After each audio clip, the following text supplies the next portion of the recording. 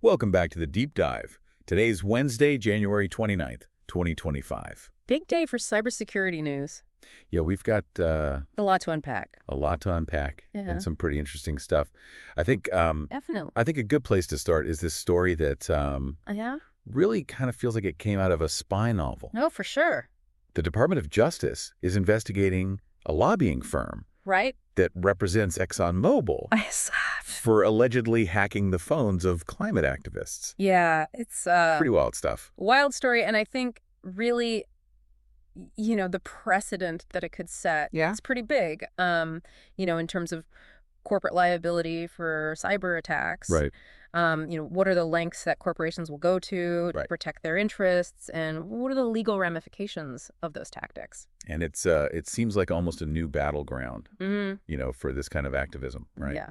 Um, It's definitely moved to the digital realm. moving on to the international stage. Yep. The EU has announced sanctions on 3 members of Russia's GRU unit, 29155. Right. This is stemming from their alleged involvement Yeah. in cyber attacks against Estonian government agencies back in 2020. Right. And it's just another example of how Of how cyber attacks are being used as tools. as tools in these conflicts. An international conflict. How effective sanctions are Yeah. is debatable. Oh, absolutely. But It at least signals that these actions won't go unnoticed. right. Yeah. On a more individual level, Apple has just patched its first zero-day exploit of 2025. Oh, wow. So this one hits close to home For a lot of people, I'm sure. for a lot of our listeners, I bet. Yeah. Yeah. So 0 days are really scary because they're exploiting vulnerabilities Right. that the developers don't even know about. Right. So your traditional defenses are useless Yeah. against them. It really highlights the importance of patching and staying ahead of the threat curve. Yeah. And this particular one was found in the core media framework Oh, okay. on iPhones, which could have given attackers full control of the device Wow. without the user ever knowing. Yeah, that's really scary. So, Just another reminder to always update your devices as soon as possible. yeah, for sure. The longer you wait, the more vulnerable you are Right. to these types of attacks. And it's not just iPhones we need to worry about. Oh, no. There were 2 critical vulnerabilities discovered in Node.js, Okay. which is a software that's widely used in web development. Oh, wow. So this is So this is pretty concerning. concerning because Node.js, Yeah. like you said, so prevalent in web development. Right. So these flaws could allow remote attackers to completely take over systems, Yeah. which is Really. really bad news. It's a big reminder for developers and businesses For sure. to be constantly vigilant. Right. You have to be proactive about these things. Absolutely. You can't just assume that things are going to be secure. It feels like a constant arms race, It really is. and staying ahead of the curve is more important than ever, For sure. especially with AI. Right. There's a lot of buzz about it, both good and bad. Definitely a lot of potential, but also potential risks. Right. I was listening to the AI Fix podcast, Yeah. and they were talking about some pretty wild scenarios, Oh, yeah. like AI supervillains I saw that episode. and even AI cryonics. It really captures our fascination and maybe even our anxieties about AI. And it raises a lot of ethical and philosophical questions. For sure. Yeah.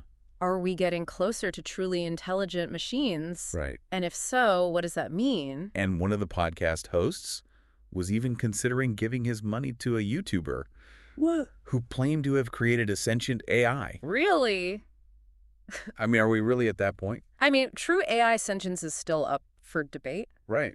but the progress is undeniable. For sure. We need to be thinking about the implications of this technology. On a more practical note, there's this new AI chatbot from China called DeepSeek.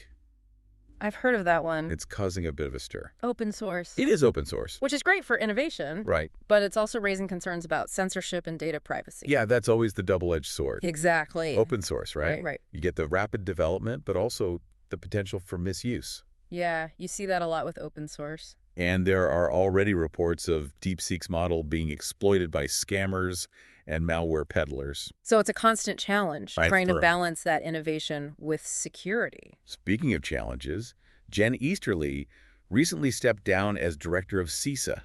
I heard about that. What a legacy, though. What a legacy, right? She did so much to combat ransomware. She did. But, as she said in her final interview, Yeah. cybersecurity is still a major national security issue. So where do we go from here?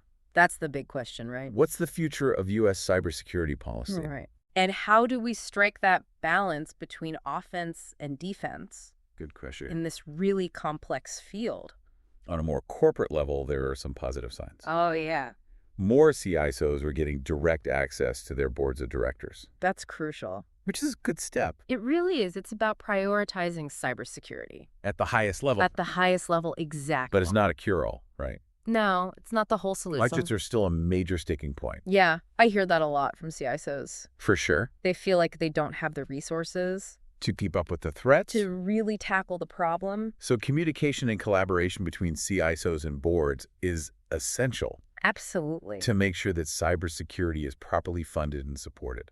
It's not just about the technology. It's about treating it as a real business risk. Yeah. And having a strategic approach. And it feels like the threats are evolving too. Oh, definitely. We've got new ransomware groups popping up like Funksec. Right. Who are using AI to develop their malware. More sophisticated than ever. And then another report just came out about hackers targeting iPhones. I saw that. Through yet another zero-day exploit. Yeah. It's like we're stuck in this... It's a constant... cat and mouse game for sure. Cybersecurity is a dynamic field. It is. And attackers are constantly trying to find new ways to exploit vulnerabilities. But absolutely. And Funksec is a good example. Right. They're using generative AI to create malware. Right. That's harder to detect. And they're demanding ransoms as low as $10,000. Wow. Which could appeal to a wider range of victims. Yeah, make it more accessible. It's scary how accessible these tools are becoming. Right. It's not just nation states anymore. It's not. It's smaller groups, even individuals. Who can launch these sophisticated attacks. Yeah, and AI is definitely a game changer. It really is. It's tilting the playing field. So what can we do? Well, a proactive approach is more important than ever. Right. Staying informed about the latest threats, keeping your software updated. Right. Implementing strong security measures. No room for complacency. Absolutely not.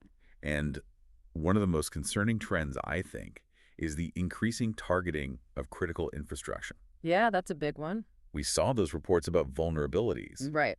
In industrial control systems. From companies like Schneider, Electric Rockwell Automation. And these systems control things like our power grids, water treatment plants.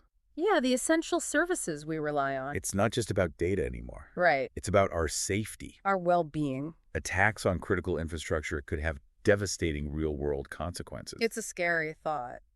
But there are organizations like CISA, right. CI, ISAC. They're doing great work. Working to improve cybersecurity. Across different sectors. Healthcare remains a big target for cybercriminals. It does. So sharing threat intelligence and best practices is crucial. Absolutely. And we're seeing some positive steps. Like what? Like that new health cyber sharing network in Australia. That's good to hear. It's all about collaboration.